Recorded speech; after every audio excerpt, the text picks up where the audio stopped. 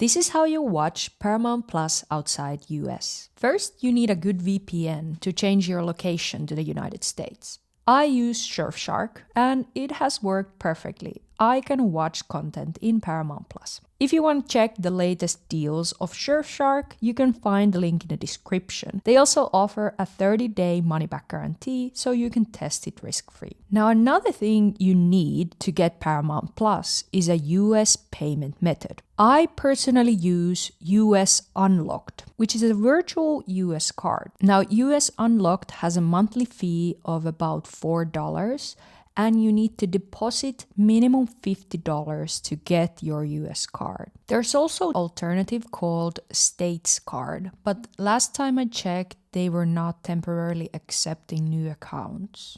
And once you have that $50 in that card, you can use it across multiple platforms, including Amazon, Disney, Hulu, Walmart, you name it. Once you have your VPN and US payment method ready, you're ready to sign up for Paramount Plus. Now turn on your VPN and go to ParamountPlus.com. You can use my affiliate link in the description that takes you directly to ParamountPlus.com. If you choose to do that, you choose to support my work at no extra cost to you. The link will take you directly to Paramount Plus sign-up page. As I'm recording this, Paramount Plus offers free trial. Now you have two plans to choose from. You have the Essential plan and the Premium plan. The Premium has everything in the Essential plan, plus it has no ads in the movies and series, but there will be ads in the live content. You can also watch certain shows in 4K quality. You can also download movies and shows on your mobile devices, and you can watch CBS Live. Also, you will get all the Showtime content. Once you decided which package is suitable for you, you'll need to enter your payment method.